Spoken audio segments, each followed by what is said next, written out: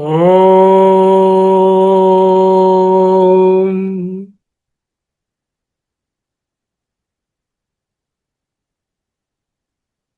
మాండుక్యోపనిషత్తు గౌడపాదీయ కారికా సమేతంగా అధ్యయనం చేసుకుంటున్నాము. శ్రీమద్ శంకర భగవత్పాదకృత భాష్య సమేత 120వ భాగంగా అధ్యయనం చేస్తున్నాం. అద్వైత ప్రకరణం, అద్వైతం తురీయం. ఈ ప్రకరణంలో 48 కారికలు, అందులో 13 కారికలను విశ్లేషించుకున్నాము. 14వ కారిక యొక్క భాష్యాన్ని కొంత భాగం చూసి ఉన్నాము. ఈనాడు తరువాయి భాగాన్ని అధ్యయనం చేస్తాం. పూర్వపక్షం ఈ 14 కారికలో ముఖ్యమైనటువంటి వాదనను తీసుకొస్తున్నారు. ఎవరు వీళ్ళు? పక్షం క్లియర్గా తెలుసుకోవాలి. పూర్వమీమాంస కర్మకాండ వాళ్ళు ఏమంటున్నారు? వేద పూర్వ భాగంలోనే కర్మకాండలోనే ద్వైతం ఉన్నది. ఎక్కడికో ద్వైతులైనటువంటి సాంఖ్యులకు, యోగులకు, నైయాయికుల దగ్గరకు, వైశేషికుల దగ్గరకు పోక్కర్లేదు. వేదంలోనున్నటువంటి పూర్వభాగమైన కర్మకాండలోనే ద్వైతమున్నది. కర్మ చేసేవాడు, చేయబడేటటువంటి కర్మ, దేవత, ఉపాసించేవాడు, ఉపాస్య దైవము అని ఉన్నాయి కదా. మరి ద్వైతమన్నది కుదుష్టి అన్నారు కదా మీరు. వేద పూర్వభాగంలోనే ద్వైతం ఉంది కదా, అప్పుడు వేదం కూడా కుదుష్టియేనా? అది కుతార్కికమేనా? వేద ప్రమాణాన్ని అంగీకరిస్తారే మీరు? మీరు వేద పూర్వభాగాన్ని ఎలా నిరసిస్తారు, ఎలా నిందిస్తారు? ఇది వాళ్ళ వాదన. నన్ను శృత్యాపి, శృతిలో కూడా వేద పూర్వభాగమునందు జీవ పరమాత్మన, జీవాత్మకు పరమాత్మలకు మధ్య పృథక్త్వం, వేరుతనము, భేదము, ప్రకీర్తితము. Very well said. Reality is glorified in the Veda purvabhaga. ఉపనిషద్వాక్యేభ్య పూర్వం అంటే ప్రాగుత్పత్తే అనుంది. అంటే ఉపనిషద్ వాక్యాలకు పూర్వం, అంటే జ్ఞానకాండకు ముందు జీవాత్మన, జీవునకు పరమాత్మకు మధ్యన పృథక్త్వం, వేరుతనము, ప్రకీర్తితం చెప్పబడింది. ఎక్కడ చెప్పబడింది? కర్మకాండే ప్రకీర్తితం. కర్మకాండ యందు బాగా చెప్పబడింది. ఇవన్నీ వేదాంతమే. ఇవన్నీ వేదాంత భాగము, వేద పూర్వభాగము కూడా రెండు ప్రమాణాలే కదా. వేదాంతం ఎంత ప్రమాణమో వేద పూర్వభాగం కూడా ప్రమాణమే కదా. మరి వేద పూర్వభాగం ద్వైతాన్ని బోధిస్తూ, కర్మలను, ఉపాసనలు చెప్తూ, వేదాంతం ఏమో అద్వైతాన్ని బోధిస్తే ఎలాగ ఈ విరోధ వాక్యాలు? వేదాంత భాగాన్ని మాత్రమే తీసుకుని వేద పూర్వభాగము కుదుష్టి అనేటటువంటి దీంతో దానిని నిందించి పక్కన పెట్టేస్తారా? రెండు కాండలు ఒకదానికొకటి వ్యతిరేకంగా ఉన్నాయి. ఏకత్వమేమో సమంజస్యమని మీరు 13వ కారికలో నిర్ణయం చేశారు కదా. కథం ఏకత్వ సామంజస్యం అవతార్యతే? ఏ విధముగా ఏకత్వానికి సామంజస్యం, అప్రోప్రియేట్ అనే కన్క్లూషన్ అవధార్యతే? Why it is possible? How it is possible? ఇది అంటే అత్ర ఆ విషయంలో ఉచ్యతే చెప్పబడుతుంది. తత్ర ఇటువంటి కుసంకట పరిస్థితిలో, అంటే ఒక కాండేమోను ద్వైత విధంగా బోధిస్తూ, జ్ఞానకాండేమో అద్వైతాన్ని బోధిస్తూ, ఒకదానికొకటి వ్యతిరేక బోధన చేస్తూ ఉంటే కథం, ఎలాగా?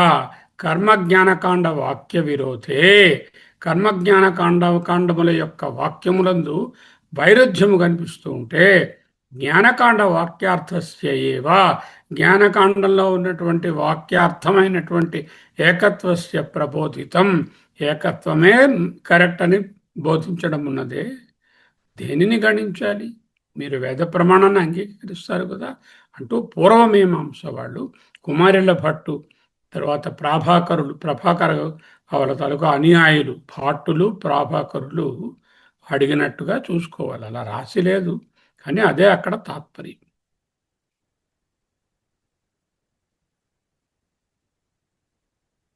వేద పూర్వభాగ ద్వైత వాక్యస్య తాత్పర్యార్థం అభావాత్ అన్నారు ఆయన. వేద పూర్వభాగమైనటువంటి కర్మకాండలో ద్వైత వాక్యస్య, ద్వైత వాక్యములకు అనేకమని చెప్పేటటువంటి వాక్యములకు తాత్పర్యార్థం అంటే అల్టిమేట్ మీనింగ్, పారమార్థిక అర్థం అభావాత్ లేకపోవుట వలన ద్వైత వాక్యం నా ప్రమాణం. ఈ ద్వైత వాక్యాలు వేదంలో చెప్పబడినప్పటికీ, వేద పూర్వభాగంలో ఉన్నప్పటికీ అవి ద్వైత వాక్యాలుగా తీసుకోవడము ప్రమాణం కాదు. వాటిలో కూడా అద్వైతాన్నే చూడగలము అంటూ చెప్తున్నారు. జీవాత్మ పరమాత్మ భేద విషయే, జీవాత్మ వేరు పరమాత్మ వేరు అనేటటువంటి భేద విషయమునందు ద్వైతస్య తాత్పర్యం నాస్తి. ద్వైతంగా బోధించడానికి దానికి తాత్పర్యం, పారమార్థిక అర్థం, ఫైనల్ రిజాల్వ్, ఫైనల్ మీనింగ్ లేదు. వై? ఏదైనా ఒక ప్రమాణము కానీ నిలబడాలి అంటే ఆరు సంకేతాలు, 6 లింగాలు, షడ్లింగాలు ఉండాలి. ఉపక్రమ ఉపసంహారం, ప్రారంభము ముగింపు రెండు ముఖ్య భావాన్ని చెప్పాలి. ప్రారంభంలో ద్వైతమని, లాస్ట్లో అద్వైతము, లేకపోతే ప్రారంభంలో అద్వైతము లాస్ట్లో ద్వైతము అని చెప్తే అది ప్రమాణం అవ్వదు. అంటే the introductory part and the concluding part must be congruent to give one particular meaning. Introduction cannot say that these are different, and in the conclusion cannot say these are only one. You cannot bring such situation. అభ్యాస పునరావృతం, ఒకే భావం అదే మళ్ళీ పదే పదే చెప్తూ ఉంటే అదే తాత్పర్యం అవుతుంది. వేదవాక్యాలలో చూడండి, అద్వైతమే పదే పదే బోధించబడి ఉంది.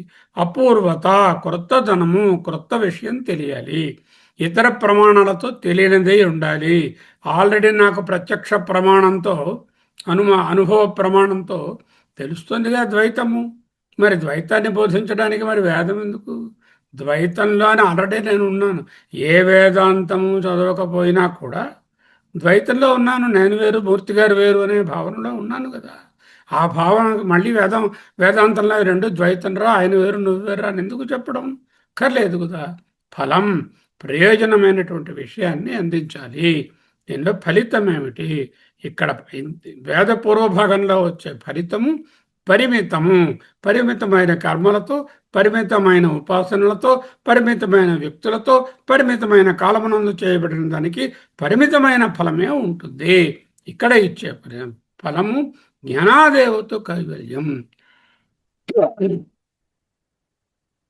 జ్ఞానమే ప్రయోజనం. ఇక్కడ అర్థవాద, స్తోత్రము నింద ఇది చెప్పారు 13వ కారికలో.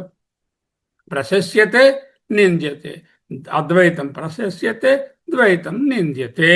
ఉపపత్తి, హేతుబద్ధ నిరూపణకు పడినటువంటి తార్కిక కారణాలు, నిదర్శనాలు లేక దృష్టాంతాలు రెండు సమగ్రంగా ఉండాలి. ఉత్పత్తేహి ప్రాక్ అని ఉంది. ముఖ్యమైన మాటలు. ఉత్పత్తేహి ప్రాక్ భవిష్యద్ వృత్యా గౌణం. కారికలో 3 ముఖ్యమైనటువంటి మాటలు వస్తున్నాయి. ఉత్పత్తేహి ప్రాక్ భవిష్యద్ వృత్యా గౌణం. వీటిని విశ్లేషిస్తున్నారు ఈ భాష్యంలో. అంతే.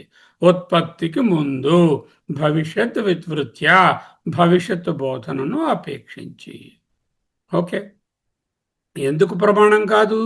వేదపూర్వ భాగము, అక్కడ షడ్లింగాలు లేవు కనుక. యత్ ప్రకీర్తితం పృథక్త్వం, ఏ పృథక్త్వం అయితే, ఏ నానాత్వం అయితే, ఏ వేరువేరుతనమైతే కర్మకాండే యత్ ప్రకీర్తితం పృథక్త్వం తత్ నా పరమార్థం. అది పరమార్థం కాదు, ఫైనల్ కన్క్లూషన్ కాదు. కిం తర్హి, అయితే అదేమిటి? అది గౌణం. అంటే భవిత్యర్థ అని ఉంటుంది, గౌణం అని ఉంటున్నది, తర్వాత ఏమో ఉత్పత్తేహి ప్రాగ్ అని ఉన్నారు. ఎందుకు అది ప్రమాణము కాదు అంటే దానికి షడ్లింగాలు లేవు అంచేత కాదు. సెకండరీ ఓన్లీ, గౌణమే. యథా ఓదనం పచతి ఇది భవిష్యత్ వృత్యా తద్వత్. భవిష్యత్ పరిణామము, బియ్యాన్ని వండితే అన్నం వస్తుంది. ఆ అన్నాన్ని దృష్టిలో పెట్టుకొని అన్నం వండుతున్నాము అంటున్నారు, కానీ ఎవరు బియ్యం వండుతున్నారని ఒక్కరూ చెప్పలేదు. అంటే రాబోయే పరిణామాన్ని, భవిష్యత్ పరిణామాన్ని దృష్టిలో పెట్టుకుని అన్నము వండబడుతోంది, అన్నం వండుతున్నాము అంటున్నాం, కానీ అక్కడ బియ్యం వండుతున్నాము, వడ్లు వండుతున్నాము, మరేదో వండుతున్నాము ఎవరు చెప్పట్లేదు కదా. భేదవాక్యానం కదాచిదపి ముఖ్య భేదార్థత్వం న ఉపపద్యతే.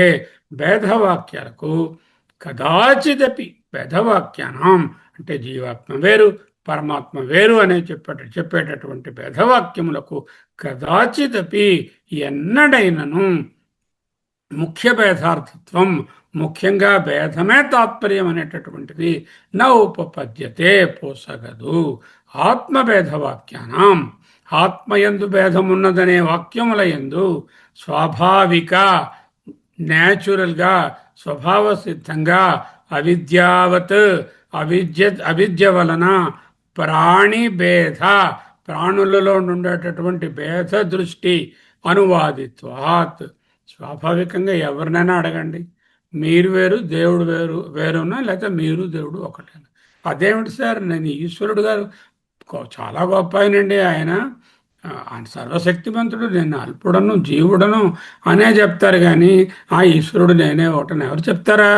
ఎవ్వరూ చెప్పరు. ఎందుకు? స్వాభావికమైన సహజ సిద్ధమైన అవిద్యతో కూడిన ప్రాణి భేద దృష్ట్యా ప్రాణుల యొక్క భేద దృష్టిని అనువాదిత్వాత్ అనువదనము ఇక్కడ ఎలా ఉందో అలా చెప్పడం, అనుసరించి చెప్పే వాక్యాలు అంటే అభేదాన్ని గ్రహించకుండా సహజమైన విద్యతో కూడినటువంటి ప్రాణుల యొక్క వాక్యములనే అనుసరించి చెప్పినట్లు వాటి యందు లేశమైన తాత్పర్యం లేదు. ఎందుకు? స్వాభావిక అవిద్య వలన చెప్పినటువంటి ద్వైతమే ఆ వాక్యాల్లో కూడా చెప్పబడింది కనుక. కదాచిదపి ఎన్నడైనను ముఖ్య భేదార్థత్వం ముఖ్యంగా భేదమే తాత్పర్యం అనేది నా ఉపపద్యతే పోసగదు. జీవస్య పరస్య చ ఆత్మనః జీవాత్మను జీవాత్మ పరమాత్మ యందు అనన్యత్వం అంటే వేరు కాదనే విధాన్ని అభేదేన అభేదవాక్యేన అభేదవాక్యములతో ప్రశస్యతే ఈజ్ గ్లోరిఫైడ్. నానాత్వ దర్శనం నానాత్వం ఎక్కడైతే ఉన్నదో నేహ నానాస్తి కించన అని ప్రశంసిస్తున్నారు. మృత్యుమాప్నోతి యైహ నానేవ పశ్యతి అంటూ నానాత్వాన్ని నిందించారు. ఇది పూర్వరంగం. 14వ కారిక జీవాత్మనో పృథక్త్వం యత్ ప్రాగుత్పత్తే ప్రకీర్తితం భవిష్యద్వృత్యా గౌణం తన్ముఖ్యత్వం నా యుజ్యతే. అది గౌణమే కానీ ముఖ్యత్వం వాటి యందు లేదు. ఇక్కడ చూడండి, జీవాత్మన అంటే జీవునకు పరమాత్మకు జీవాత్మకు పరమాత్మకు మధ్య పృథక్త్వం వేరుతనము యత్ ఏదైతే ప్రకీర్తితం బాగా చెప్పబడిందో. ఎక్కడ చెప్పబడింది? ప్రాగుత్పత్తే అంటే కర్మకాండ యందు చెప్పబడినదో అది భవిష్యత్ వృత్యా రాబోయే ఏకత్వాన్ని బోధించడానికి ముందుగా చెప్పిన అధ్యారోపము, అది అర్థవాదము, అప్రమాణము, గౌణము, సెకండరీ స్తుతివాక్యము. తన్ముఖ్యత్వం న యుజ్యతే వాటి యందు ముఖ్యమైనటువంటి తాత్పర్యం లేదు. ఓకే, కొంత భాష్యం చూసాము. ఇహచ అన్న దగ్గర నుంచి చూడాలి పుస్తకం చూస్తున్నవాళ్ళు. ఇహచ ఉపనిషత్సు ఉత్పత్తి ప్రళయాది వాక్యై జీవ పరమాత్మన ఏకత్వం ఏవ ప్రతిపిపాదయిషితం తత్వమసి అన్యోసౌ అన్యో అహమస్మీతి నసవేద ఇత్యాదిభిః శృతిః. అతః ఉపనిషత్సు ఏకత్వం శృత్యా ప్రతిపిపాదయిషితం భవిష్యతి ఇతి భావనీం ఏకత్వ వృత్తిం ఆశ్రిత్య లోకే భేదదృష్టి అనువాదో గౌణః ఏవ ఇత్యభిప్రాయః. I told you we are going to discuss 3 important words. What are they? ఉత్పత్తేహి Praak. ఉత్పత్తేహి Prague ఏమిటింది? భిన్నత్వం ప్రకీర్తితం. ఏదైతే పృథక్త్వం ప్రకీర్తితమో అది నిలబడదు అని చెప్పాలి. ఆ ఉత్పత్తేహి ప్రాక్ అంటే ఉత్పత్తికి ముందు అంటే ఏమిటో తెలుసుకోవాలి. తరువాత భవిష్యత్ అర్థం అంటే ఏమిటో తెలుసుకోవాలి. గౌణ అంటే ఏమిటో తెలుసుకోవాలి. ఈ భవిష్యత్ అర్థాన్ని 2 విధాలుగాను, భవిష్యత్ అర్థం గౌణం అనే దాన్ని విడివిడిగాను, ఉత్పత్తి ప్రాగ్ను 2 విధాలుగాను ఆయన వివరిస్తున్నారు. ఒక్కొక్కటి చూడాలి. ఓకే, ఏంటంటే వివరణ? ఉత్పత్తే ప్రాగ్ 2 టైప్స్ ఆఫ్ అండర్స్టాండింగ్, 2 రకములైన అనాలిసిస్. గౌణం అనే దానికి ఒక అనాలిసిస్, భవిష్యత్ అర్థత్వాత్ అన్నది ఒకదానికి.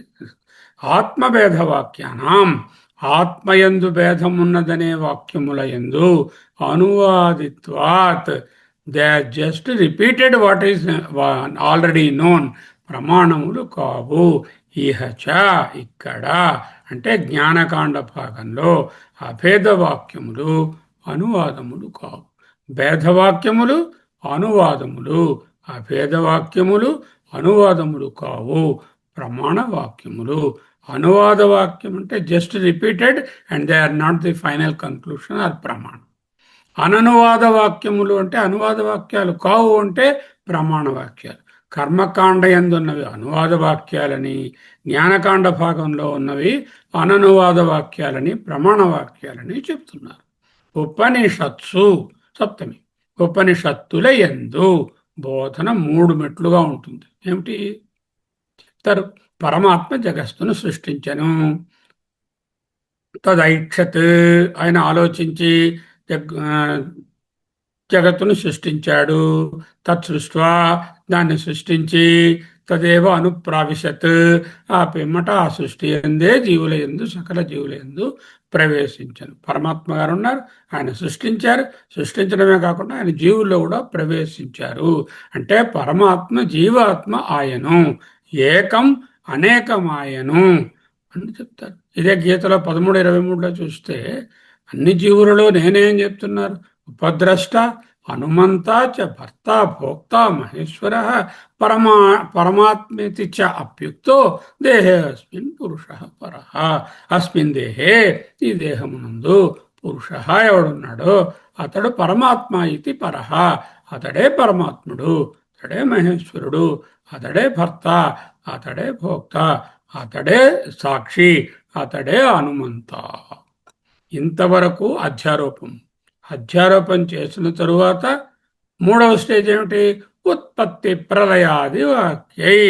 ఉత్పత్తి ప్రళయము ఇత్యాది వాక్యములు బోధించిన పిదప జీవ పరమాత్మను ఏకత్వం ఏవా, జీవ పరమాత్మలు ఏకత్వం మాత్రమే నిర్ధారించగోరి ప్రతిపిపాదయిషితం అనుంది.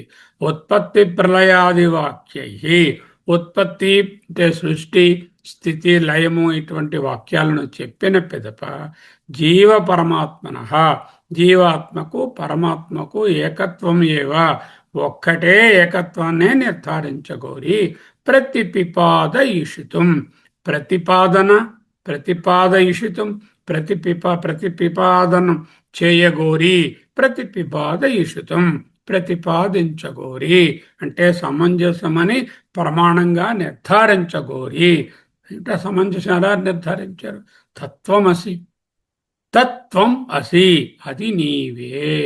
ఒక్కసారి కాదండి, 6వ చాప్టర్లో 8, 9, 10, 11, 12, 13, 14, 15, 16 9 సార్లు ఛాందోగ్యోపనిషత్తులో తత్వం అసి, ఆ పరమాత్మ నీవే అంటూ అతి రకరకమైన దృష్టాంతాలతో తత్వమసిని బోధించారు.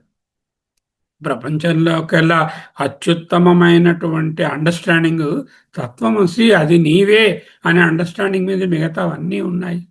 ఏమిటి చేసింది ఈ వాక్యము?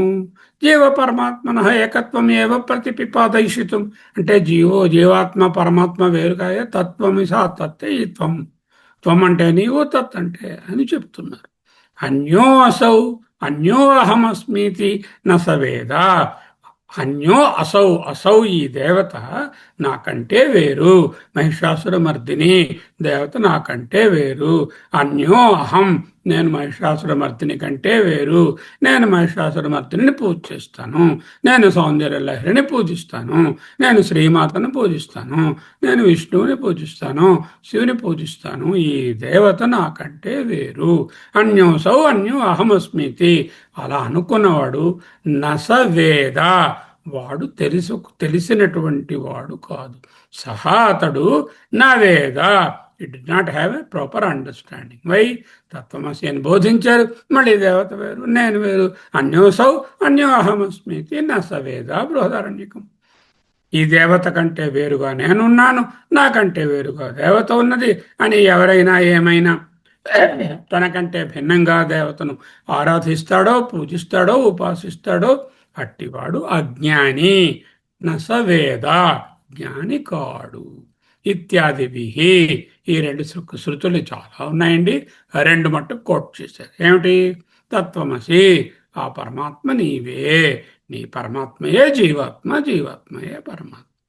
ఈ దేవత వేరు, నేను వేరు, నేను పూజించే ఉపాసించే దేవత కంటే నేను వేరని భావించి ఎవడైనా ఉంటే వాడు తెలిసిన వాడు కాడు. అంటే నసవేద, వాడు అజ్ఞానంలోనే ఇంకా ఉన్నాడు. అదే కదా. తదేవ బ్రహ్మత్వం విద్ధి నేదం యదిదముపాసతే తద్బ్రహ్మ ఏవ త్వం, ఆ బ్రహ్మయే నీవు విద్ధి, తెలుసుకో. నా ఇదం యత్ ఉపాసతే, ఏదైతే నీవు ఉపాసిస్తున్నావో అది వేరనే భావము సరికాదు అంటూ మనకు కేనోపనిషత్తు కూడా బోధించింది. ముందు ఎందుకు భేదాన్ని చెప్పారు చెప్తున్నారు అన్నమాట.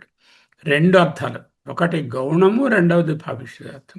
అయితే భేదం కొంత చెప్పారు కదా, కర్మకాండలో చెప్పారు, తర్వాత జ్ఞానకాండలో కూడా చాలా శృతి వాక్యాలు ఉన్నాయి వేర్వేరుతనాన్ని చెప్పేటటువంటివి. ఎందుకు అలా చెప్పారు? భవిష్యదర్థ, ముందు ముందు మూడవస్తాయి. ఏమిటి మూడవస్తాయి? జీవ బ్రహ్మ ఏకత్వాన్ని బోధించి అధ్యారోపాన్ని అపవాదన చేయడమే మూడవ స్టెప్. భేదాన్ని బోధించుటకు ఇంకొక అర్థం ఏమిటి? అత ఉపనిషత్సు ఏకత్వం శృత్యా ప్రతిపిపాదయిషితం. అత, అందువలన ఆ స్థితిలో ఉపనిషత్తుల యందు ఏకత్వాన్ని శృత్యా, శృతి చేత ప్రతిపిపాదయిషితం, అందువలనే శృతిచే ఉపనిషత్తుల యందు ఏకత్వమును ప్రతిపాదించి నిర్ధారించగోరుచున్నది. భవిష్యతి ఇది భావినీం ఏకత్వ వృత్తిం, ఆ ఏకత్వ జ్ఞానము భవిష్యత్తులో భావినీం అంటే కలుగగలదు. భవిష్యతి కలుగుతుంది భవిష్యత్తులో. ఇది ఈ భావినీం ఏకత్వ జ్ఞానము, ఏకత్వ వృత్తిం భావినీం, ఏకత్వ జ్ఞానము తెలియబడగలదు అని ఆశ్రిత్య, భవిష్యత్తులో కలగబోయే ఐక్య జ్ఞానాన్ని ఆశ్రయంగా చూసుకొని, ఇహ ఇక్కడ జీవుడుగా బోధింపబడిన వాడు సత్యం ఆవిష్కృతం కాగానే తానే బ్రహ్మమని తెలుసుకుంటాడు. అంటే ప్రాగుత్పత్తే, అంటే కర్మకాండయందు లేకపోతే ఉపనిషత్తులలో ఏకత్వ వాక్యాలకు ముందు వస్తున్నటువంటి దాంట్లో వేరుతనము చెప్పడం ఎందుకు? భవిష్యతి ఇది భావనీయం ఏకత్వ వృత్తిం.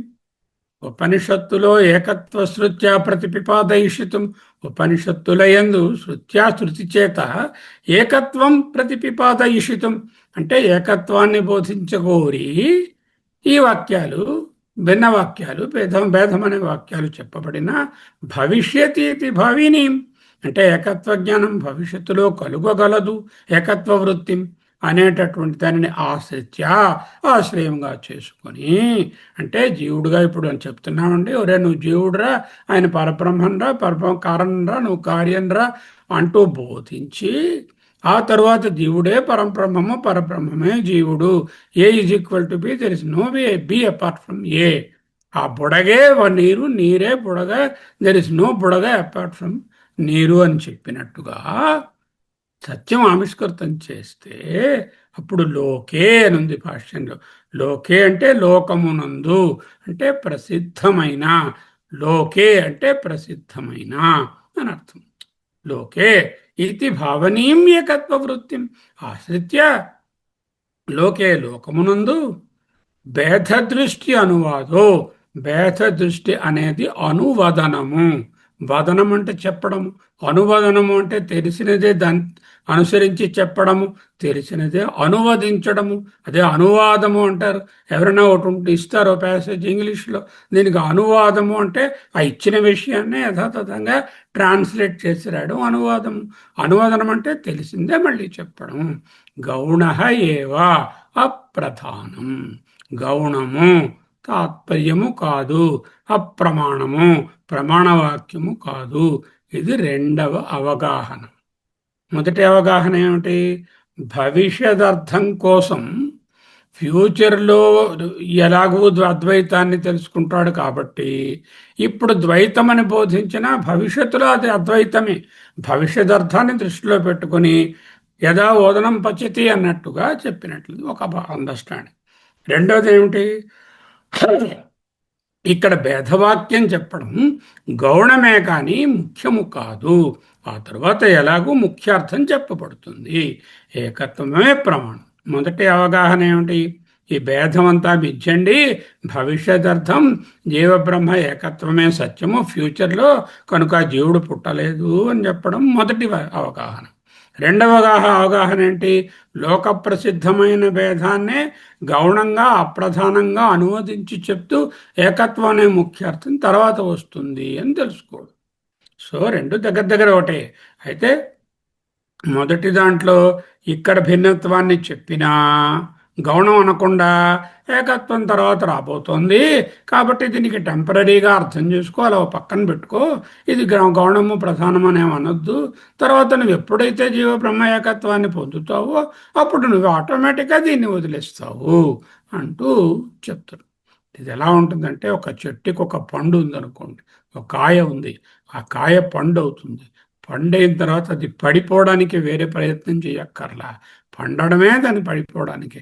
ఎప్పుడైతే జీవబ్రహ్మ ఏకత్వం తెలుసుకుంటాడో అప్పుడు నేను వేరు, పండు వేరు, కాయ వేరు, ఆ పండు వేరు, ఈ పండు వేరు అనే దృష్టి ఉండదు, అది పడిపోతుంది. ఆ జీవభావము, ఆ చెట్టు భావం నశిస్తుంది. అలాగే ఈ విధంగా మొదటి అవగాహనలో భేదం మిథ్యని తెలిసిన వెంటనే ఏకత్వమే సత్యం అన్నప్పుడు అప్పుడు ఈ భేదవాక్యాలకు ఏ విధమైన ఇంపార్టెన్స్ ఉండదు. రెండవ అవగాహనలో లోక ప్రసిద్ధమైనటువంటి భేదాన్ని ఇక్కడ గౌణంగా ఒక స్థుతిగా అప్రధానంగా చెప్తూ ఏకత్వం అనే ముఖ్యార్థం తర్వాత తెలుసుకుంటాడులే అని ఇక్కడ గౌణంగా చెప్తున్నారు. జీవాత్మనోహ పృథత్వం యత్ ప్రాగుత్పత్తే ప్రకీర్తితం భవిష్యద్వృత్యా గౌణం రెండు చెప్పారు. అందులో జీవాత్మన అంటే జీవాత్మకు పరమాత్మకు పృథక్త్వం వేరుతనము, యత్ ఏదైతే ప్రాగుత్పత్తే సృష్టి వాక్యాలు చెప్పడానికి ముందు అంటే కర్మకాండ యందు ప్రకీర్తితం బాగా బోధించబడినదో అది భవిష్యత్ వృత్యా అంటే ఫ్యూచర్లో ఎలాగో వీడికి అపవాదం చేశాక బ్రహ్మజ్ఞానం పొందిన తర్వాత వీడు ఈ వాక్యాలను ఎలాగో వాటికి ఇంపార్టెన్స్ లేకుండా అవుతుంది, వాడు ఎలాగో భవిష్యత్ వృత్యా అని ఒకటి. లేదండి ఇది ఇక్కడ అర్థవాదం అని తెలుసుకోండి, ఇది నీకు ముఖ్యార్థం లేదు, తర్వాత తాత్పర్యం వేరే వస్తుంది అనే విధంగా కూడా ప్రకీర్తితం భేదం భవిష్యత్ వృత్యా, రెండవది గౌణం. ఈ రెండు చక్కగా వివరించుకున్నాం. కారికలో 3 పదాలను వివరించుకోవాలని చెప్పాం. ఏమిటేమిటి, ప్రకీర్తితం పృథక్త్వం ప్రాగుత్పత్తి. పృథక్త్వం వేరుతనము, ప్రకీర్తితం బాగా చెప్పబడినది ఎక్కడ, ప్రాగుత్పత్తి. గౌణం భవిష్యదృత్యా, వీటిలో గౌణం చెప్పుకున్నాము, భవిష్యదృత్యా చెప్పుకున్నాం. ప్రాగుత్పత్తే అంటే భగవత్పాదులు పోయిన క్లాసులో ఏం చెప్పుకున్నాము, ప్రాగుత్పత్తే అంటే ఉత్పత్తి వాక్యాలేమో జ్ఞానకాండలో ఉన్నాయి, ఈ జ్ఞానకాండలో ఉన్న ఉత్పత్తి వాక్యాలకు ముందున్నటువంటి కర్మకాండ అని ఒక అర్థం చెప్పాం. అలా చెప్పక్కర్లేదు, కర్మకాండ వాళ్ళని పూర్వపక్షమేమో ఇక్కడ మీమాంసకులు పూర్వమీమాంసకులను తీసుకోక్కర్లేదు. వేదాంతంలోనే ఉన్నవాళ్ళు కూడా ఆ భేదవాక్యాలను పట్టుకుని వేళ్లాడుతూ ఏకత్వాన్ని గమనించలేని వాళ్ళు ఉన్నారు కదా, అప్పుడు జ్ఞానకాండలోనే కూడా ప్రాగుత్పత్తి అనే అర్థాన్ని చెప్పవచ్చు అంటూ రెండో విధంగా చెప్తున్నారు. చూసారా, భేదాన్ని గమనించడానికి రెండు విధాలుగా దాన్ని త్రోచిపుచ్చాలి. ఎలాగా, ఒకటి భవిష్యదర్థం భవిష్యద్వృత్యా, రెండోది గౌణం. భవిష్యద్వృత్యా అంటే రాబోయేదాన్ని, ఎలాగో అద్వైతము దాన్ని దృష్టిలో పెట్టుకుని ఇప్పుడు ద్వైతం చెప్పినా ఏమీ కన్ఫ్యూజ్ అవ్వకు. Anyway you are going to learn in the higher classes, when you ascend up you జీవబ్రహ్మ ఏకత్వం తెలుసుకుంటావు. ఇక్కడ జీవబ్రహ్మ భేదవాక్యాలు ఏమైనా కనపడినా ఇంటర్మీడియట్ అండర్స్టాండింగే, ఇంకా ఫ్యూచర్లో ఫుల్ అండర్స్టాండింగ్ వస్తుంది అని పెట్టుకో ఒక పక్కన. లేదు ఇక్కడ చెప్పబడుతుంది అప్రమాణం గౌణం స్థుతి. దీనికి నిజమైన ప్రమాణమే లేదు, తెలిసిన విషయమే చెప్తున్నారు, ప్రసిద్ధమైన భేదాన్నే చెప్తుంది కాబట్టి ఇది గౌణము. దీన్ని ప్రామాణికంగా తీసుకోలేము, ఎందుకంటే ఇది 6 షడ్లింగాలకు నిలబడడం లేదు కాబట్టి ఇది ప్రమాణం కాదు. రాబోయేటటువంటి టీచింగ్లో వచ్చేటటువంటి ఏకత్వమే ప్రమాణం అని తెలుసుకోవడం 2 రకాలు. అదైపోయింది. ఇదంతా ఎందుకు తెలుసుకోవడము? జీవ బ్రహ్మ ఏకత్వం మనకు కావాలి, సాధించుకోవాలి. జీవుడు వేరు బ్రహ్మ వేరు అని చెప్తే అనేక జీవులు ఏర్పడతారు, జీవుడికి ఉత్పత్తి వస్తుంది. మన ఈ కారిక తాలూకా, ఈ అధ్యాయం తాలూకా ఏదంటే అద్వైతం ఎస్టాబ్లిష్ అవ్వాలి. అద్వైతం ఎస్టాబ్లిష్ అవ్వాలంటే జీవుడు వేరుగా పుట్టాలి, పుట్టకూడదు. పుట్టకుండా ఉంటే అప్పుడు జీవుడు బ్రహ్మ ఒకటే అంటే జీవుడికి పుట్టుక లేదు, బ్రహ్మకి పుట్టుక లేదు, జీవుడు పుట్టలేదు, బ్రహ్మ పుట్టలేదు. అంటే జీవుడు ఎప్పుడైతే పుట్టలేదన్నామో బ్రహ్మ ఎలాగూ పుట్టలేదు. అంచేత జీవుడు బ్రహ్మ వేరు కాదు, ఒక్కటే అని వస్తుంది. ఓకే. ఇక ప్రాగుత్పత్తికి 2 అర్థాలు ఉన్నాయి. ఒక అర్థం లాస్ట్ క్లాస్లో చూసాం. ఆ అర్థం ఏమిటి? ప్రాక్ ఉత్పత్తి. ప్రాక్ అంటే ముందు, ఉత్పత్తే ఉత్పత్తికి ముందు. ఉత్పత్తి అంటే ఉత్పత్తి వాక్యములకు ముందు, అంతేగాని సృష్టికి ముందు అని చెప్పకూడదు. ఉత్పత్తి అంటే సృష్టి అండి, సృష్టికి ముందు అంటే సృష్టికి ముందు ఏమిటి? ఓన్లీ పరమాత్మ ఉన్నారు, ఏకత్వమే ఉంది అక్కడ ఒకటి, అక్కడ ఇంకేం లేదు. దాని గురించి ఇక్కడ ఆలోచించటం లేదు. ఎందుకంటే సృష్టి అనేది ఒక చోట స్టార్ట్ అయ్యి ఎండ్ అయ్యేది కాదు, అది సైక్లికల్గా ఉంటుంది. సృష్టికి ముందు అంటే దానికి ముందు ఇంకొక సృష్టి ఉండి ఉంటుంది, దానికి ముందు ఇంకొక సృష్టి ఉండి ఉంటుంది. చేత ప్రాగుత్పత్తి అంటే సృష్టి స్టార్టింగ్ పాయింట్ని తీసుకోకూడదు. For 2 reasons. 1, ప్రాగుత్పత్తి ఎలాగో భిన్నత్వం లేదు, అందరికీ తెలిసిన విషయమే. అక్కడ పరమాత్మ ఒక్కటే ఉంది, ఏకమేవ అద్వయం తెలుస్తుంది. అలాగే అంతేకాకుండా సృష్టి సైకిలికల్ కాబట్టి ఇది సృష్టి ఎక్స్ అవుతే దీనికి ముందు ఉన్నటువంటి ఇంకొక సృష్టి WVA అలా ఏవో ఉన్నాయి. అంచేత ప్రాగుత్పత్తి అర్థం తీయకూడదు. ప్రాగుత్పత్తి అంటే ఉత్పత్తి వాక్యాలు జ్ఞానకాండలో బోధించబడిన వాటికి ముందు, అంటే కర్మకాండ అనే అర్థాన్ని చెప్పుకున్నాం. ఇప్పుడు ఇంకొక అర్థాన్ని చెప్పబోతున్నారు. అథవా ఆర్ఎల్స్ ఇన్ అన్ అదర్ వే తదైక్షత తత్తేజో అశ్రుత ఇత్యాది ఉత్పత్తే ప్రాక్ ఏకమేవ అద్వితీయం ఇది ఏకత్వం ప్రకీర్తితం. తదేవ చ తత్సత్యం స ఆత్మతత్వమసి ఇది ఏకత్వం భవిష్యతి ఇది తాం భవిష్యద్వృత్తిం ఆపేక్ష యజ్జీవాత్మన పృథక్త్వం యత్ర క్వచిద్ వాక్య గమ్యమానం తద్గౌణం యథా ఓదనం పచ్చతి ఇది తద్వత్. అది చూద్దాం. కారికలోని 3 పదాలను ముఖ్యంగా చెప్పుకోవాలి. ప్రాగుత్పత్తే గౌణం భవిష్యద్వృత్య. గౌణము భవిష్యద్వృత్య చెప్పుకున్నాము. ప్రాగుత్పత్తేకి ఒక అర్థం చూశాము, కర్మకాండ అని. మన గమ్యం ఏమిటి? ఇది ఎందుకండి ప్రాగుత్పత్తే కర్మకాండ జ్ఞానకాండ? ఇది కాదు కదా మన మన మన తొలక ట్రాక్. మన ట్రాక్ ఏమిటి? శృతిని ఆధారం చేసుకొని జీవుడు పుట్టలేదు. శృత్యా జీవ సృష్టి నిషేధ. That is the path we are taking. అంటే జీవ పరమాత్మ ఏకత్వమే సత్యం, అది మన ట్రాక్.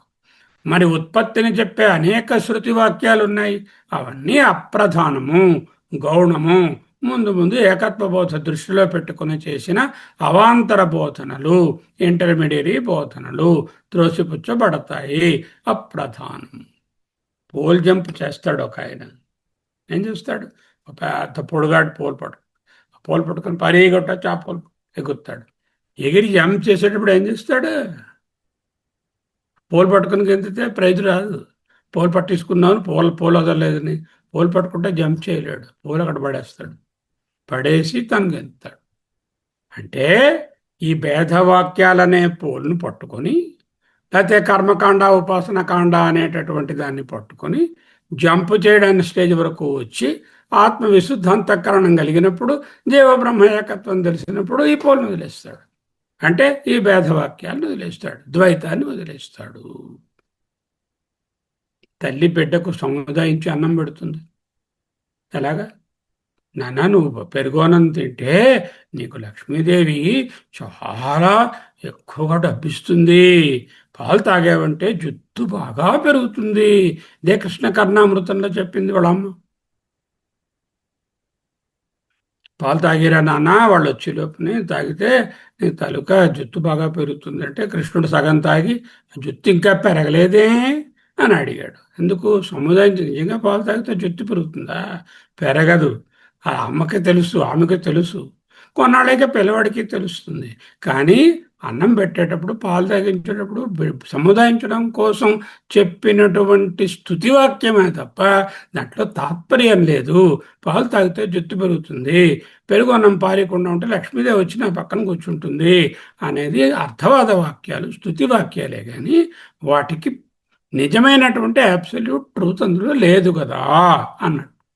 లేకపోతే కన్స్ట్రక్షన్ చేస్తూ ఉంటారు, పెద్ద పెద్ద స్కెఫోల్డింగ్స్, మొత్తం బిల్డింగ్ రూఫ్ వేయడానికి ఒక 100 200 రాటలు తెచ్చి ఇనప స్కెఫోల్డింగ్స్ రాటలో పెట్టి అన్నీ వేస్తారు. వేస్తుంటే ఆ ఓనర్ వచ్చాడు, ఏమిటండి బాబు, నా లివింగ్ రూమ్ అండి, ఇది నా కిచెన్ అండి, బెడ్రూమ్ అండి, ఈ పోల్స్ అన్ని. అయ్యా ఉండండి, ఆబరా పడకండి, 21 రోజులు నెలాళ్ళు అయ్యేసరికి తీసేస్తాం, బెడ్రూమ్ ఏర్పడుతుంది, అంతవరకు ఈ స్కెఫోల్డింగ్స్ ఉంటాయి అని అవాంతరంగా స్కెఫోల్డింగ్స్ పెట్టి, ఎందుకు ఫ్యూచర్లో అక్కడ రూమ్ రావడానికి ఒక అవకాశం ఇస్తున్నాం కాబట్టి దానికి అవాంతరంగా ఈ స్కెఫోల్డింగ్ పెట్టినట్టుగా మనం ఈ అవాంతర వాక్యాలను ఈ విధంగా ఇంటర్మీడియట్గా తెలుసుకోవాలి. డాక్టర్ గారు ఉన్నారు, నా ఎగ్జాంపుల్ వస్తున్నాను, మా ఫీల్డ్ ఎగ్జాంపుల్. చాలా కడుపు నొప్పితో వచ్చాడు. ఎన్నాళ్ళు బట్టి అంటే 3 ఏళ్ల బట్టి ఒకటే కడుపు నొప్పి. డాక్టర్ గారు, ఒరే నాన్న నీకు ఇంకేం బాధలేదురా, ఆపరేషన్ చేసేస్తే అది నొప్పి పోతుంది, కానీ ఆపరేషన్లో కొంచెం చేసినప్పుడు నీకు అనస్థీషియా ఇచ్చినా చేసిన తర్వాత 2 3 రోజులు నొప్పి భరించవలసి ఉంటుంది అంటూ చెప్తారు డాక్టర్ గారు. అంటే ఏమిటి? Doctor gives pain of surgery, during surgery, anaesthesia, after surgery there is pain to treat long standing pain of the tumour. The treatment also is pain. This treatment pain is gaunam. Why? After the treatment, ఈ pain పోయింది, ఆ pain పోయింది. వాడికి 2 ఏళ్లుగా ఉన్న pain పోయింది, ఈ surgical pain 4 రోజుల తర్వాత పోయింది. అంటే ఆ పెయిన్ని రిమూవ్ చేయడానికి ఈ పెయిన్ గౌణంగా వాడుకొని డాక్టర్ గారు పెయిన్ ఇచ్చి, అంటే నొప్పిని కలిగించి నొప్పిని తొలగిస్తున్నారు. అలాగే భేదాన్ని బోధించి భేదాన్ని తొలగిస్తున్నారు. తరువాత అదొక ఎగ్జాంపుల్.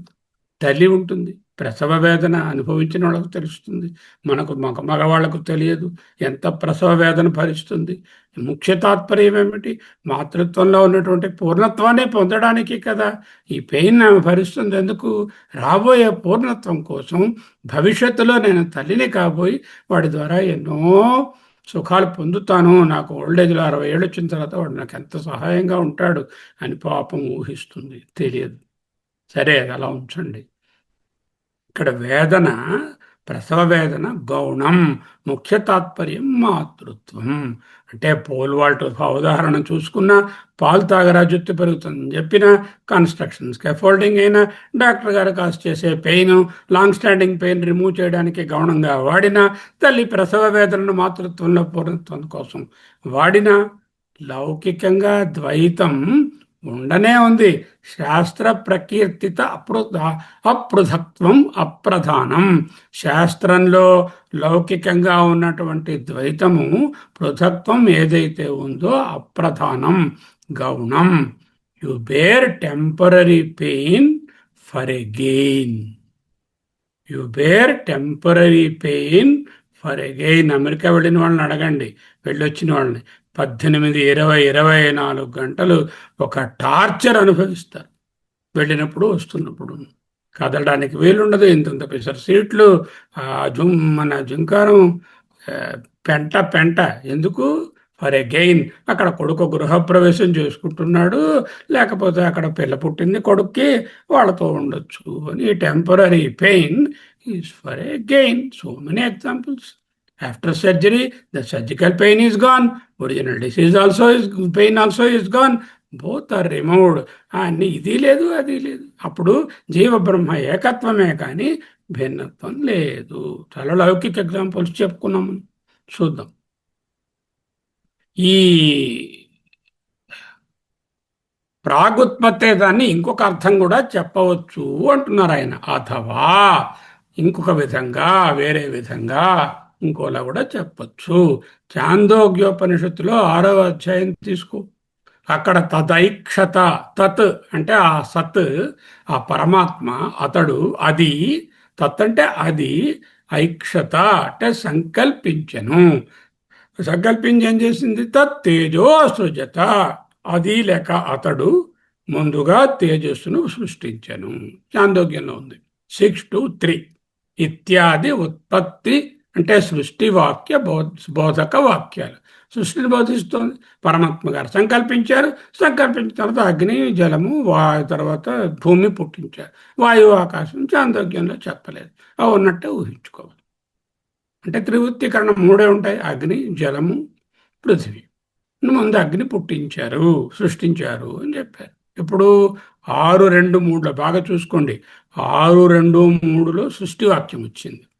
ఓకే, దానికి ముందు అంటే 6-2-3కి ముందు ఉపక్రమమునందు, ఆరంభమునందు, in the introductory part of that chapter, జ్ఞానకాండ ఆరంభంలోనే ఏకమేవా అద్వితీయం 6-2-2లో 6-2-3లో సృష్టిని చెప్పి దానికన్నా ముందు ఏకమేవ, అదేమిటండి, ముందు ఏకమేవ అద్వితీయం బ్రహ్మ అని ప్రామిస్ చేశారు. ఎప్పుడు? 6-2-2లో. 6-2-3కి వచ్చేకల్లా ఏకం కాదండి, ఇది అనేకం అంటూ సృష్టిని చెప్తున్నారు. అంటే ఏమిటైంది? సత్తు ఒకటి మాత్రమే, రెండవది లేనిది అని ఏకత్వం ప్రకీర్తితం. When 6-2-2. Then immediately in the next chapter, తదైక్షత తత్తేజో అసృజత, ఆయన సంకల్పించాడు, సృజించాడు అని ద్వైతాన్ని బోధిస్తోంది. ఏకత్వం ఖచ్చితంగా ముందు చెప్పారు 6-2-2లోని. అంతేకాదు తత్సత్యం స ఆత్మతత్వమసి అని 6-8 నుంచి 6-16 వరకు 9 చాప్టర్లో తత్వమసి ఉన్నది ఒకటే, అదే సత్యం, అదే ఆత్మ, అది నీవే అంటూ బోధించారు. అంటే ఆరంభంలో ఏం చేశారు? ఏకమేవ అద్వితీయం ఉన్నారు 6-2-3-2లోని. 6-8 నుంచి 6-16 వరకు అన్ని ఖండాలలో కూడా అక్కడ మళ్ళా ఏకత్వమే బోధించారు. మధ్యలో 6-2-3లో సృష్టిని బోధించారు. అప్పుడు ఆ సృష్టికి ఏమిటి తాత్పర్యం మీకు ఏమిటి అర్థమవుతుంది? అలా చదివారనుకున్నది పుస్తకంలోనే. అంటే స్టార్టింగ్లో దెర్ ఇస్ ఓన్లీ 1 అని చెప్పి, మళ్ళీ ఎండింగ్లో 9 సార్లు ఒక్కటే ఉందని చెప్పి ఏకత్వాన్ని రూఢిపరిచి, ఏకత్వాన్ని నిశ్చయం చేసి, నిర్ధారణ చేసి, మధ్యలో ఒక చిన్న చాప్టర్లో ఈ విధంగా సృష్టి జరిగింది అని చెప్తే ఆ సృష్టి అనేటువంటిది గౌణమే అవుతుంది, అది అన్ఇంపార్టెంటే అవుతుంది, సెకండరీయే అవుతుంది. ఉపక్రమ ఉపసంహారముల యందు ఏం చెప్పబడినది? 9 సార్లు ఏకత్వం ఉపసంహారంలో చెప్పారు. ఉపక్రమంలో 6-2-3లో కూడా ఏకత్వమే చెప్పారు. ఏకమేవ అద్వితీయం అన్నారు. ఉపక్రమోపసంహారముల యందు అంటే 6-2-2లోని 6-8 నుంచి 6-16 వరకు ఏకత్వమే ఉన్నది. మధ్యలో 6-2-3లో మటుకు తదైక్షత తత్తేజో అసృజత అనే సృష్టి వాక్యాలు, ఉత్పత్తి వాక్యాలు ఉన్నాయి. ఒక ఉపక్రమోపసంహారం యత్ ప్రతీయతే, ఏదైతే చెప్పబడుతుందో తత్యేవ ముఖ్యార్థం, అదే ముఖ్యార్థం. కనుక ఏకత్వమే ప్రమాణం, సత్యం. మధ్యలోనే 6-2-3లో ఉన్నటువంటి ఉత్పత్తి వాక్యాలు ఏవైతే ఉన్నాయో అది గౌణం. ప్రాగుత్పత్తే అంటే 6-2-3 కన్నా ముందు అని తీసుకోండి అన్నారు. అంటే ప్రాగుత్పత్తి కింద అక్కడ ఏం చెప్పాము లాస్ట్ వీక్, అంటే జ్ఞానకాండకు ముందు కర్మకాండను. ఇప్పుడు అలా చెప్పలేదు. చాందోగ్యం తీసుకుని ఉత్పత్తి వాక్యాలైనటువంటి 6-2-3కు ముందు తరువాత కూడా ఏకత్వమే బోధించబడింది. అలా కూడా తీసుకోవచ్చు అంటూ ఎగ్జాంపుల్ చూపిస్తున్నారు. ముందు ఏకత్వం సూచనగా చెప్పి తరువాత సృష్టిని ప్రతిపాదించి మళ్ళీ ఏకత్వాన్ని సమర్థించి నిగమనం చేశారు. నిగమనం అంటే కన్క్లూడ్ చేశారు. ప్రాగుత్పత్తే అంటే ఉపనిషత్తులలో కూడా కొన్ని అవాంతర సృష్టి వాక్యాలు కనబడతాయి. తైత్తిరీయంలోనే ఉంది. తస్మాత్ ఆకాశ సంభూత అంటే వరాసగా క్రమం చెప్తారు. మళ్ళీ అంతా చెప్పిన తర్వాత ఆ పురుషుడే ఈ పురుషుడు అంటే ఏకత్వం పంచకోశ వివేచన చేసి ఏకత్వాన్ని బోధించారు. అంటే ముందు అవాంతర సృష్టి వాక్యాలు కనపడినా అవి అప్రధానము, గౌణము, భవిష్యదర్థం, మధ్యారోపం. వేదాంతం ప్రసిద్ధమైన ద్వైతాన్ని బోధించడానికి కాదు. The purpose of the teaching of Advaita Vedanta is not to restate what is already known Dvaita. You already know that you Dvaita, you are అనుభవపూర్వకంగా ఎవరినైనా ప్రత్యక్షంగా ఎవరికైనా ద్వైతం అనుభవం అవుతుందో అద్వైతం అనుభవం ఉన్నది. ద్వైతంలోనే ఉన్నామని అందరూ అంటారు. అటువంటి ప్రసిద్ధమైన దాన్ని మళ్ళీ వేదంలోకి వెళ్ళి ఇవన్నీ చదివించి ఒరే నువ్వు ద్వైతం రా, అది వేర్రా, ఇది వేరే ఆశ నాకు ముందే తెలుస్తారు. అపూర్వత ఏం లేదు అందులోని. అపూర్వత అంటే ముందు తెలియని విషయాన్ని ఏమి బోధించినట్టు కాదు. ద్వైత ప్రపంచాన్ని చూపించి ఈ ద్వైతం మిథ్య, తప్పు, గౌణం, భవిష్యదర్థం, అధ్యారోపం అని చెప్పి అపవాదం చేసి ఏకత్వాన్ని బోధించడమే అపూర్వత. దాసోహం అంటే నేను దాసుడను, అహం నేను, దాసహ దాసుడను. ఎవరికి? అతనికి, ఆమెకు, ఆ పరాశక్తికి, ఆ ఆంజనేయ స్వామికి, ఆ విష్ణుమూర్తి గారికి నేను దాసుడను. ఇది ఉపాసన, కర్మ, పూజ, అర్చన, దాసోహం, శరణాగతి. అది ద్వైతం. అక్కడి నుంచి సహ అహం, సోహం, అహమస్మి, నేనే అది, అదే నేను. దానికి రావయ్యా, ఎన్నాళ్ళు దాసోహంలో ఉంటావు? దాసోహం నుంచి సోహం, నీ జీవితాంతం దాసోహం అంటున్నావు. నీ బాసుకి దాసోహం, నీ భార్యకి దాసోహం, నీ పిల్లలకి దాసోహం, నీ సమాజానికి దాసోహం, నీ గవర్నమెంట్కి దాసోహం. ఈ దాసోహం నుంచి సోహంలోకి రావా నువ్వు? మదయుత సురభావం మానవయ్య అన్నాడు ప్రహ్లాదుడు తండ్రికి బోధిస్తూ. మదయుత అహంకారంతో కూడిన అసురభావము అంటే ద్వైత భావము మానవయ్య. ద్వైత భావము ఆసురి లక్షణాల్లో చెప్పారు. ఆసురి సంపదలో ద్వైతము, భిన్నత్వం చూడడము ఆసుర సంపద. మదయుతాసుర భావంబు మనవయ్యా, అయ్యా మదయుతాసుర భావంబు మనవయ్యా. ద్వైతం is temporary message, Advaitam is the ultimate teaching, that is the bottom line. ఉపనిషత్తు అద్వైతంతోనే ఆరంభమైంది, టీచర్స్ అద్వైతం, అవాంతరంగా అద్వైతం అని చెప్పినా అది ప్రాగుత్పత్తేహి అంటే ఆ ఉత్పత్తి వాక్యాలకు ముందు చెప్పబడినది అద్వైతమే. ఉత్పత్తిని గురించి వర్ణించి తైక్షత తదేవ అనుప్రావిశత్తు, లేకపోతే అదేమో అగ్నిని సృష్టించింది, తేజాన్ని సృష్టించింది అని చెప్పినటువంటి అవాంతర ద్వైత వాక్యాలు గౌణం అప్రధానం. ఏకత్వం భవిష్యతి ఇది సృష్టి వాక్యములను బోధించిన పిదప శృతి ఏకత్వమును బోధించబోతోంది అని భవిష్యత్ వృత్తిం ఆపేక్ష, భవిష్యత్తులో ఆవిష్కరించబడబోయే ఏకత్వాన్ని అపేక్షించి దృష్టి ఉంచుకొని ఏం చేశారు?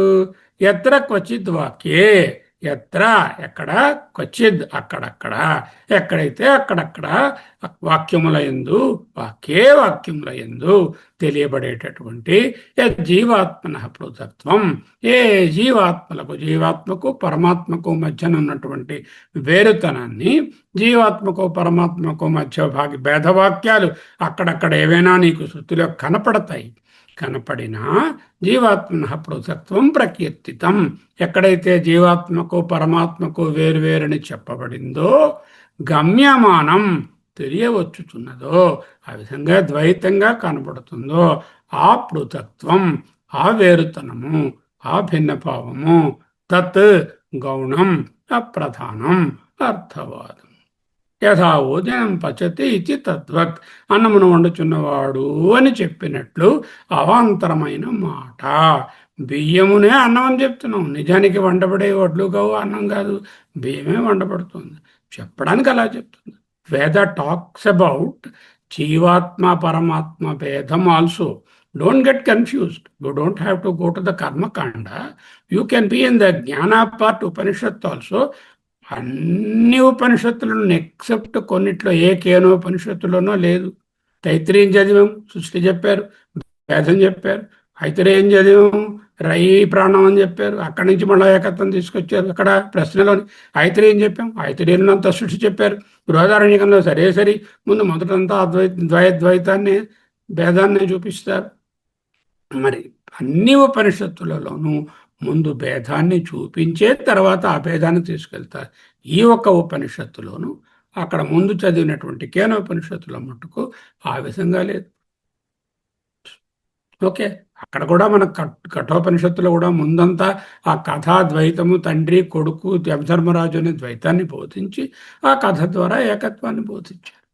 అంటే ఎప్పుడైనా సరే వేదాలలో అవాంతరంగా ద్వైతం ప్రసక్తికి వచ్చి కొంతసేపు డిస్కస్ చేయబడి మీకు చెప్పబడినప్పటికీ అది ఫైనల్ కన్క్లూషన్ అని అనుకోకు.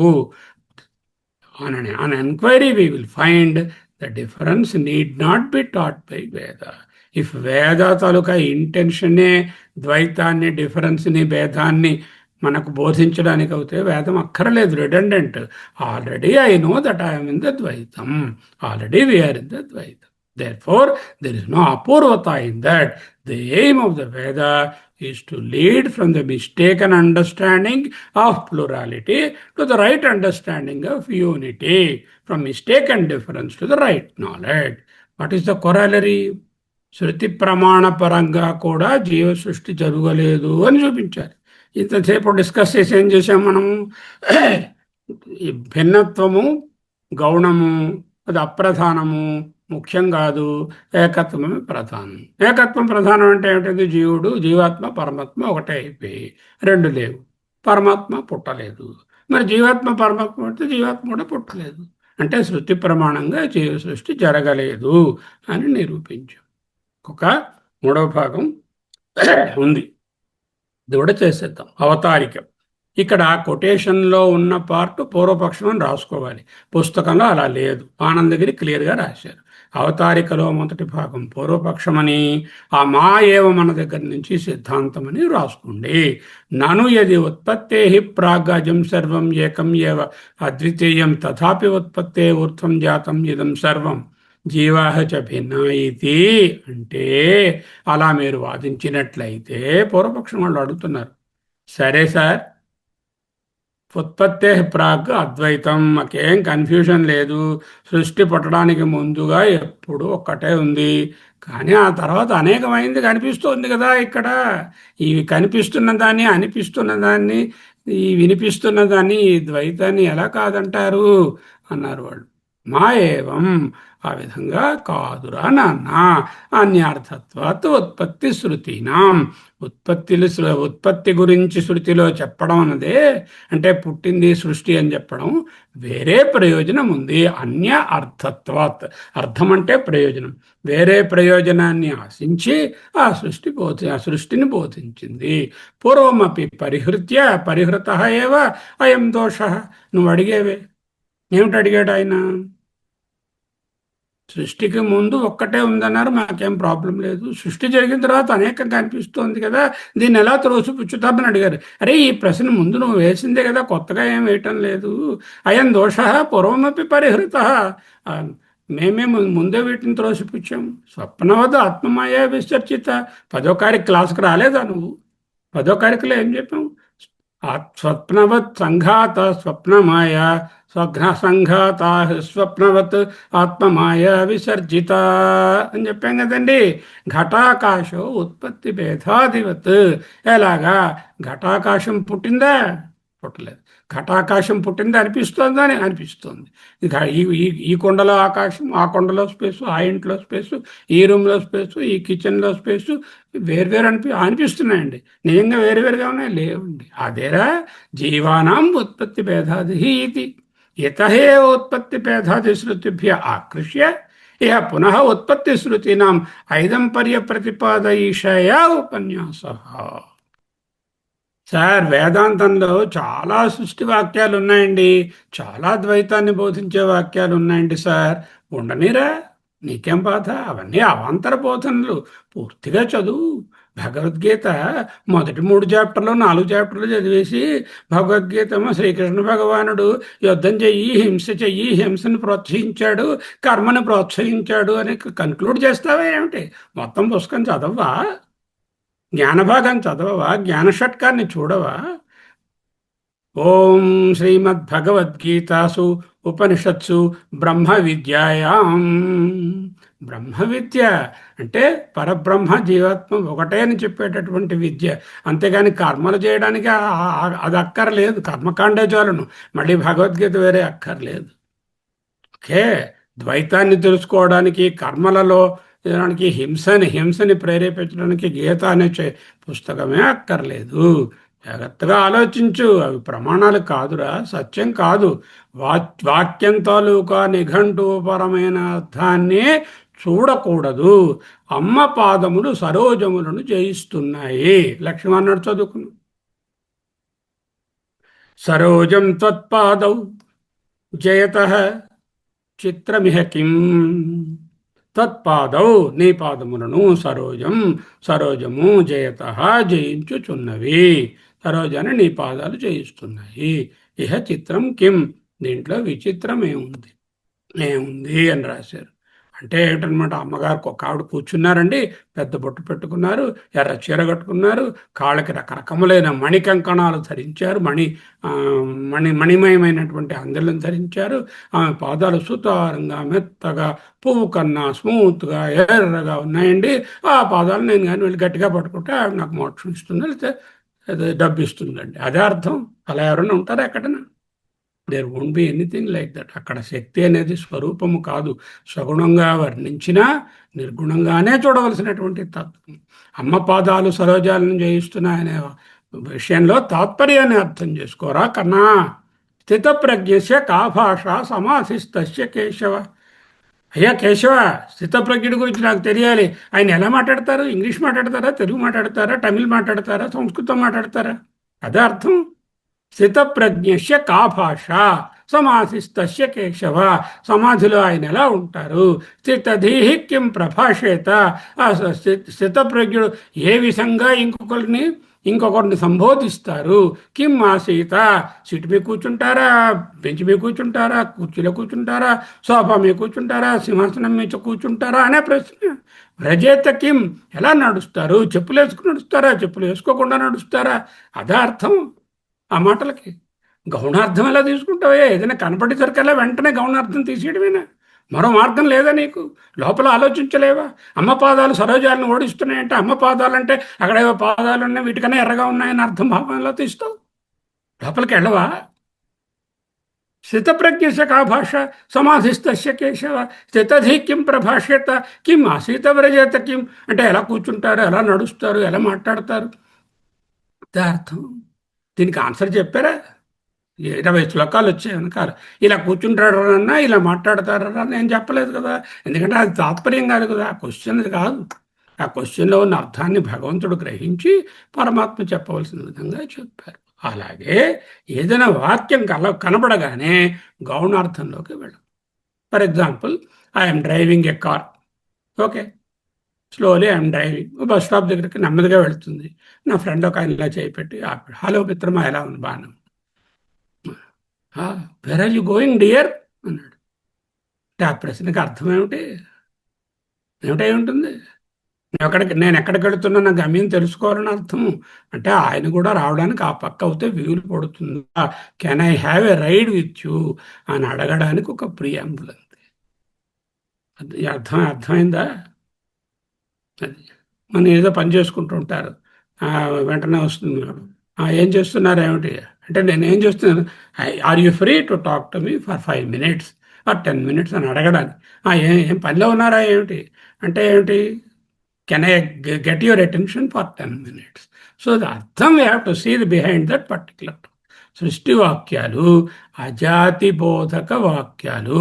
ఆ సృష్టి వాక్యాన్ని చూసి పుట్టలేదు అని తెలుసుకోవడానికి. అద్వైత బోధక వాక్యాలు. 3-4 అధ్యాయాలు చూసేసి ఒక మహానుభావుడు అన్నట్ట, గీతంతా కర్మేనండి, మరి జ్ఞానమేం అక్కర్లే, కర్మలు చేసుకుంటే సరిపడుతుంది, రోజు సంధ్యావందనం చేసుకుంటూ కూర్చుంటాను, అదే మోక్షం అన్నట్ట. అలా ఉన్నది. హింసని బోధిస్తుంది అన్నట్టు ఇంకో ఆయన. ఇప్పుడు మీమాంసలో ప్రసిద్ధమైన వాక్యం ఒకటి ఉన్నది, జాగ్రత్తగా వినండి. విషం భుంక్ష్వ మాచ అస్మిన్ గృహే భుంక్తా. అర్థమైందా? ఒక అమ్మ ఉన్నది, తల్లి. పక్క వాళ్ళ ఇంట్లో నానా గడ్డి వాళ్ళు ఏదో తయారు చేసుకుంటున్నారు, తింటున్నారు, నాన్ వెజ్ ఇవిని. వీళ్ళు చూస్తే వెజిటేరియన్స్. పాపం ఆ పిల్లవాడు వెళ్ళి పక్కింట్లో వాడు ఇచ్చినవేవో తినడానికి వీడు ప్రయత్నం చేస్తున్నాడు. 10 ఏళ్ల పిల్లవాడు. పిల్లవాడిని వాళ్ళ ఇంటికి వెళ్లకుండా ఉంచాలని ఏమి గట్టిగా చెప్పాలి. ఏం చెప్పింది? విషం భుంక్ష్వ, బెటర్ ఈట్ పాయిజన్. మా అస్మిన్ గృహే భుంక్త, అస్మిన్ గృహే, ఇదిగో ఈ ఇంట్లో మట్టుకు తినవద్దు. అని చెప్పింది. దాని అర్థం ఏమిటి? విషం తిని ఆవురా అని అర్థమా? విషం భుంక్ష్వ, ఇది ప్రసిద్ధమైన మీమాంస వాక్యం. ఇది మా అస్మిన్ గృహే భుంక్త, అస్మిన్ గృహే మా భుంక్త అనేటటువంటి దానిని గట్టిగా నొక్కి చెప్పడానికి విషం భుంక్త్వా విషం భుక్ష్వ అనేటటువంటిది చెప్పబడింది. అంటే there is a difference between the shabdartha and the intended pragmatic import of the tatparyartha. పై వాక్యంలో తాత్పర్యార్థం ఏమిటి? ఎట్టి పరిస్థితుల్లోని వాళ్ళ ఇంట్లోంచి ఏమి తినకు అని చెప్పడం తాత్పర్యార్థం. Better you take poison instead of eating something, some garbage in their house అని చెప్పింది అనుకోండి. అంటే ఏంటి? Better you take poison and die అని అర్థమా? కాదు కదా. ఈట్ పాయిజన్, విషం భుంక్ష్వ is a direct command, imperative command. విషం భుంక్ష్వ, you better eat, you should eat poison అని చెప్తోంది. But never eat in that house అంటూ కండిషన్ చెప్పి. అంటే ఏంటనమాట? బోధించవలసినది ఏమిటి? అస్మిన్ గృహే నా భుంక్త, ఆ ఇంట్లో ఏది తినద్దు అని చెప్పడానికి విషం భుంక్ష్వ అనేటటువంటి ఒక ఒక శబ్దార్థం కనపడుతున్నది. కానీ దానిని పక్కకు తీసేయాలి. ఆ శబ్దార్థాన్ని వదిలేసి తాత్పర్యార్థాన్ని గ్రహించాలి. The state of eating in that house is worse than the state of eating poison అని అర్థం. స్థితప్రజ్ఞశక ఆ భాష అంటే అదే అర్థం. అమ్మ పాదాలు సరోజాలు అంటే వెంటనే అమ్మ పాదాలు పట్టించుకుందాం, సరోజాలు ఎక్కడ దొరుకుతాయని వెతుకుతూ ఉండడం అన్ని చోట్ల. నో, సృష్టి వాక్యాలు ఏదైనా చెప్తే అవి అజాతి బోధిస్తాయి. జాతి పుట్టలేదు, అద్వైతం బోధక వాక్యాలే. కానీ గీతలో 3 అధ్యాయాల్లో కర్మహింస ఉన్నట్టు ఎలా అర్థం చేసుకుంటారు? విషం భుంక్ష్వ మా అస్మిన్ గృహే భుంక్త అనేటటువంటి దాంట్లో మీమాంసలో చాలా ప్రసిద్ధమైన వాక్యం. అంటే శబ్దార్థాన్ని చూడకూడదు. తరువాత వీళ్ళు ఒక కాంటెక్స్ట్ రైట్ చేశారు. నను యది ఉత్పత్తే ప్రాగ్ అజం సర్వం ఏకం అద్వితీయం తథాపి ఉత్పత్తే ఊర్ధ్వం జాతం ఇదం సర్వం జీవాహ చ భిన్నా ఇది పూర్వపక్షం. మా ఏవం ఈ ప్రకారముగా లేదు, సరికాదు. ఏమిటంటున్నారు వాళ్ళు? సరేనండి ఆచార్య, సృష్టికి ముందు పుట్టుక లేని ఒకే ఒక రెండవది లేనటువంటిది ఒకటి ఉన్నది అంటున్నారు. ఉత్పత్తే ప్రాగ్ అజం, పుట్టుక లేదు, సర్వం ఏకం, అంతా ఒకటే అయ్యింది, ఏకం ఏవ అద్వితీయం, రెండవది లేదు. కానీ తథాపి, అది అట్లయినప్పటికీ, ఉత్పత్తే ఊర్ధ్వం, సృష్టి జరిగిన తరువాత, జాతం ఇదం సర్వం, ఈ పుట్టినటువంటి ఇవన్నీ కూడా భిన్నాహ ఇతి, వేరువేరుగా ఉన్నాయి కదా. జీవాహచ, అచేతనములే కాదండి, చెట్లు, పక్షులు, కొండలు, నదులు, వృక్షాలు ఇవన్నీ వేరువేరుగా ఉన్నాయి. రోడ్లు, భవనాలు, బిల్డింగ్లు అవన్నీ దేశాలు వేరువేరుగా ఉన్నాయి, సముద్రాలు. అలా కాకుండా చేతన వాటిలో జీవాహచ భిన్నాహ, ఈ చేతనములు అచేతనములు కూడా వేరువేరుగా ఉన్నాయి కదండి అని అంటే, ఇది అంటే మా ఏవం, ఈ ప్రకారంగా లేదు అన్నారు. ఎందుకు లేదు చెప్తున్నారు అన్నమాట. అదే ఈయన ఆర్గ్యుమెంట్. మాకే ఇబ్బంది లేదండి, సృష్టికి పూర్వము ఏకత్వాన్ని మేము అంగీకరించేస్తాము. అది అలా ఉండగా సృష్టికి తరువాత పుట్టినటువంటి జగత్తులోని భిన్నత్వము, ఈ జీవులు చేతనాలు అచేతనాలు కూడా వేర్వేరుగా ఉన్నాయి కదా, కనపడుతున్నాయి కదా, ఎలా పుట్టలేదంటారండి అన్నారు. ఈ పాత ప్రశ్నే అని మీరు చెప్తున్నారు, పుట్టలేదంటున్నారు. ఎలా పుట్టలేదు? మా ఏవం, my dear, it is not like that. వేర్వేరుగా లేవు, పుట్టలేదు. ఎందుకు తండ్రి అని అడిగి. అన్యార్థత్వాత్ ఉత్పత్తి శృతీనాం. ఉత్పత్తి శృతీనాం అంటే ఉత్పత్తిని చెప్పేటటువంటి శృతి వాక్యాలు, అంటే సృష్టిని చెప్పేటటువంటి శృతి వాక్యాలు. సృష్టి అనగానే భిన్నత్వం, భిన్నత్వాన్ని చెప్పేటటువంటి శృతి వాక్యాలకు అర్థము శబ్దార్థము కాదు, తాత్పర్యార్థాన్ని తీసుకో. ముందుకు స్లైడ్లో చూపించినట్టుగా తాత్పర్యార్థాన్ని చదువుకో. ఆ వాక్యముల నిఘంటు అర్థాన్ని చూడకు. శృతి చెప్పగోరినటువంటి బోధనను అర్థం చేసుకుని చూడరా నాన్న ప్రియతమా సౌమ్య. పూర్వమపి పరిహృత ఏవం అయం దోష, అయం దోష, ఈ తప్పుడు అవగాహనను పూర్వమపి ముందే పరిహృత త్రోసిపుచ్చితిమి కదా. మళ్ళీ పాత ప్రశ్న ఎందుకు పట్టుకొచ్చావు? ఘటాకాశ ఉత్పత్తి భేదాదివత్, అప్పుడు చెప్పాము. ఘటాకాశాలు వేరున్నావా నువ్వు అన్నాడు.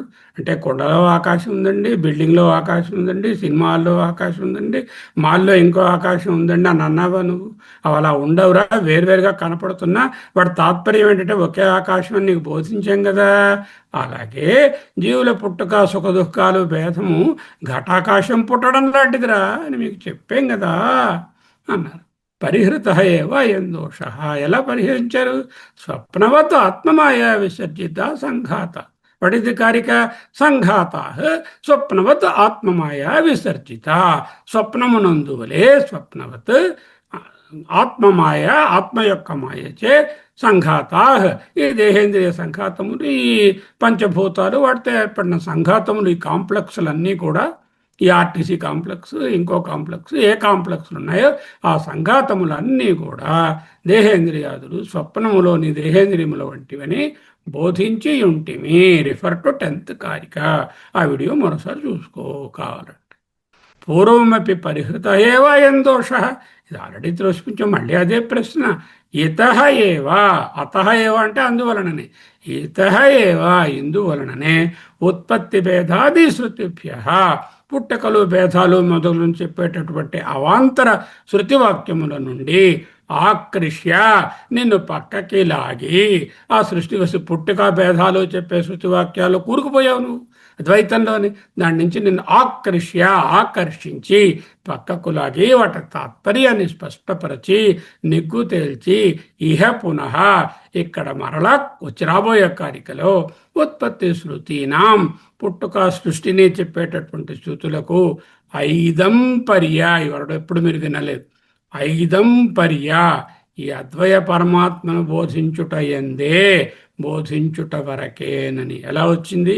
ఇదం, ఇదం నుంచి ఐదం, పర్యం అంటే ఎండ్, అంటే ఇదం అంటే ఈ సృష్టి నుంచి, పర్యం అంటే ఆ పరమాత్మ వరకు ఒక్కటే అని చెప్పడానికి. ఐదం పర్యం అంటే అద్వయ పరమాత్మను బోధించుట ఎందే, బోధించుట వరకేనని ప్రతిపాదయిషయా, ప్రతిపాదించ నిర్ధారించవలనను కోరికతో.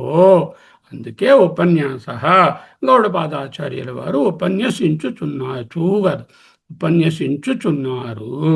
గౌడపాదాచార్యులు 15వ కారికలో చెప్పబోతున్నారు. అంటే 3 నుంచి 9 వరకు యుక్త్యా జీవ సృష్టి నిషేధ, 10వ కారికలో స్వప్నవత్ అనేటటువంటి ఇక్కడ చెప్పినటువంటి కారికలో యుక్త్యా జగత్ సృష్టి నిషేధ, 11, 12, 13 కారికలు పదంలో రకరకములైనటువంటి శృతులను ఉపయోగించి శృత్యా జీవసృష్టి నిషేధ, 14వ కారికలో పూర్వమీమాంసకులు లేక జ్ఞానకాండలోనే ఈ ఈ ప్లూరాలిటీలో ఫిక్స్ అయిపోయే వాళ్ళని కూడా అద్వైతం వైపు నడిపించడానికి అక్కడ కూడా సృష్టి జరగలేదు అని బోధించారు. శృత్యా జీవ సృష్టి నిషేధ. ఇప్పుడు రాబోయేది శృత్యా జగత్ సృష్టి నిషేధ, 15 నుంచి రాబోయే కారికలు. సరే, ఒక విషయం తెలుసుకోవాలి మనం. తస్మాత్ ఆకాశ సంభూత అంటూ తైత్తిరీయంలో నేర్పించారు. అన్నీ ఒకదాని తర్వాత ఒకటి వచ్చాయని బోధనలో కార్యకారణాన్ని చెప్పారు. అంటే పరమాత్మ నుంచి ఆకాశం వచ్చిందండి, ఆకాశం కారణం అండి, దాని నుంచి వాయువు కార్యం అండి, వాయువు కారణం అండి, దాని నుంచి నెక్స్ట్ది కార్యం అండి అంటూ కార్యకారణాన్ని బోధించారు. రిమెంబర్, కారణం ఏకం సారం నిత్యం సత్యం, కార్యం అనేకం అసారం అనిత్యం మిథ్య. కారణం ఏకం, కార్యం అనేకం. సారం ఒకటే మట్టి, అనేకమైన కొండలు, ఒకటే జలము, ఎన్నో వేవ్స్ బబుల్స్, ఒకటే పరబ్రహ్మము, అనేకమైనటువంటి జీవరాశులు. కారణం సారం, ఆ మట్టి అన్నిటికీ సారం, అది కార్యం అసారం.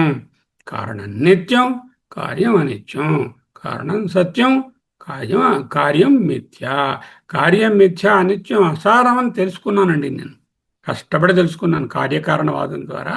కారణం మిథ్య అంటే 4: దృశ్యత్వత్, అనిత్యత్వత్, తర్వాత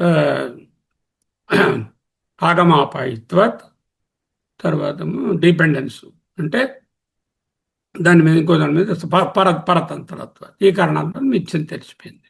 అంటే అది తెలుసుకున్నాక ఏం చేయాలి? ఇంకా కార్యాన్ని పట్టు కూర్చుంటానా? కాఫీ కప్పు ఉందండి. కాఫీ కప్పులో కాఫీ పోసిచ్చారు. ఎంతసేపు ఆ డిస్పోజబుల్ కప్పును పట్టుకుంటారు? ఎంతసేపు పట్టుకుంటారు? అంటే the last sip. Then what you do? That has to be disposed of. కార్యకారణాన్ని వివరించి తెలుసుకునే వరకు, కాఫీ తాగే వరకు కప్పు కావాలి. కార్యకారణాన్ని వివరించి తెలిసిన తర్వాత ఈ కప్పు బాగుందండి చాలాను, ఈ డిస్పోజబుల్ కప్పు అని దానికి అడిగేసి మళ్ళీ దాచుకుంటారా? డిస్పోజ్ ఆఫ్ చేస్తారా? ఆ కార్యకారణాలను వదలాలి. ఫర్గెట్ కార్యం, ఫర్గెట్ కారణం. కార్యమే మిథ్య అయితే ఇక కారణత్వం ఎక్కడుంది? అరే కొడుకే పుట్టలేదయ్యా అంటే ఇంకా ఆమె తల్లి ఎలా అవుతుంది?